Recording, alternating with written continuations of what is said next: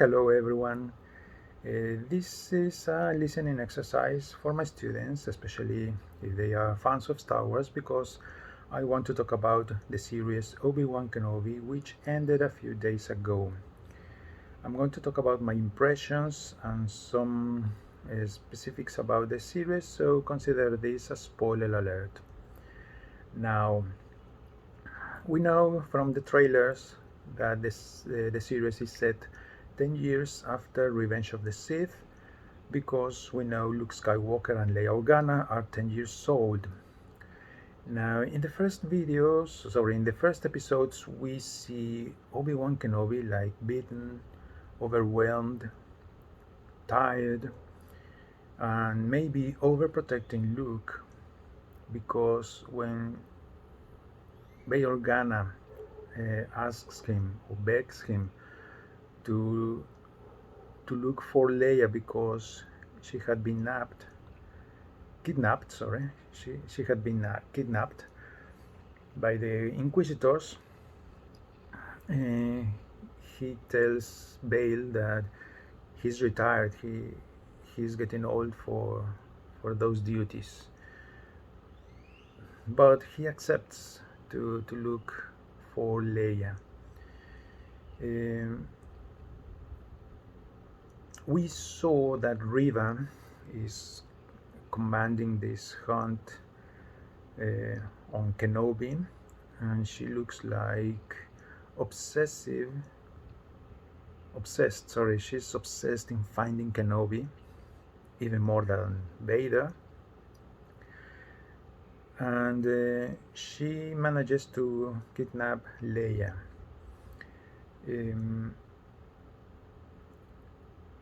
So Kenobi leaves Tatooine, thinking of leaving Luke alone, but he needs to help Leia and the Organa family. He manages to find and rescue Leia, but going back home or going back to Alderaan is a bit tricky, because Vader find them, and Obi-Wan distracts Vader by sending Leia on a ship, and Kenobi attracting Vader's attention to him. In the first fight, because there are two fights between them, in the first fight we see Kenobi trying not to fight, defending himself, and he even ran away. He avoids the confrontation. And we hear Vader saying that Kenobi is weak. Later, Kenobi realizes that Riva was a youngling, and we see some flashbacks of Riva remembering her days in the Jedi Council, no, in the Jedi Temple, training as a youngling. She saw Anakin slaughtering other younglings. She managed to survive, and somehow she joined Vader in the dark side. We also see Owen and Beru protecting Luke, giving him freedom as a normal boy. He is not aware of his Jedi powers. And well, let's continue with Kenobi and Vader and Riva, because she's under stress, because Kenobi tells her she's not a bad person. She was just following Vader. And we see a conflict in Riva's mind. because she's now considering not killing Kenobi, maybe trying to hurt and kill Vader. And she also looks for Luke. She finds a hologram of Organa telling Kenobi that he's going to Tatooine because Kenobi hasn't replied to his messages. In the end, Riva didn't kill Luke. He couldn't because she remembered again her early life as a youngling, crying, trying to escape. So she didn't kill Luke, and she takes back Luke to Owen and Beru. At the same time, Kenobi and Vader fight again for the second time, and now Kenobi is stronger. He uses more the Force. He's more acrobatic in the fight, and obviously he never wants to try to kill Anakin, even though he is now Vader, more machine than man.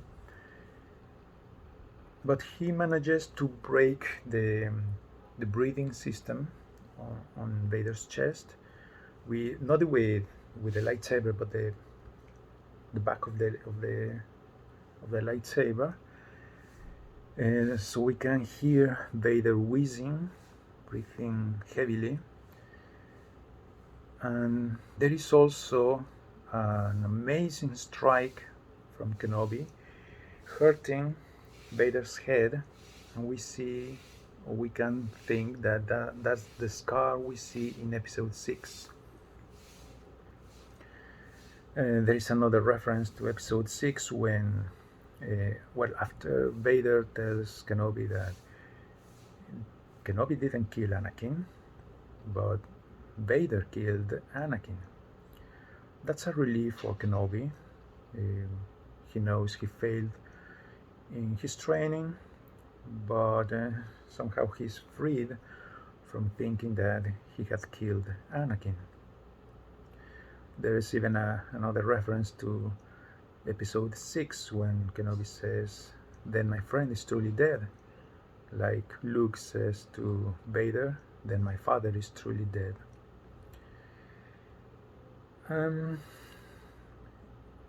Kenobi leaves Vader again, hurt, unable to continue fighting. So he returns to Tatooine. First he returns to Alderaan to say goodbye to Bail Organa and Leia. And Kenobi mentions Leia's qualities in her personality. She's a leader. She's focused like Amidala. She's also strong, determined as Anakin. That's what Leia will become in the future, a great leader, a strong leader. And we see that in episodes 4 and 5. And in the end, Kenobi moves from his old cave to another place, farther from Luke. This time he wants to keep more distance between him and Luke, and also to continue his training. At this point, that I thought we could see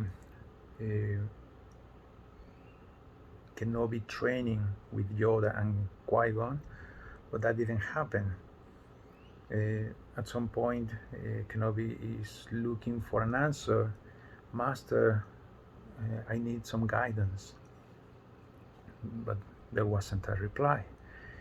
Um, at the end, when he's arriving at his new home, he sees Qui-Gon's Force Ghost, and Qui-Gon said that Obi-Wan wasn't ready to continue his training. Uh, maybe Obi-Wan was strongly attached, emotionally attached to Luke and his failure with Anakin. So from this point, Obi-Wan will continue his training in the Force, how to become more powerful in the Force, um, how to become a Force ghost, maybe. But we don't see that. Maybe that could be in a possible second season. Originally, Obi-Wan Kenobi is a series to tell what happened after Revenge of the Sith, but there is no more information about his training or more adventures in Tatooine trying to protect Luke. Although in Star Wars Rebels there's a fight with a remake of Darth Maul, which Kenobi kills again, but that's another story. So at the end of Kenobi, I think there could be a second season, because maybe we could see Kenobi's training. Riva's fate is not complete, although she's not in the dark side anymore, and maybe Leia could lead the rebellion after his father. I don't know. Okay, well, that's everything. I hope you enjoyed it. You can give me some comments below, and thank you.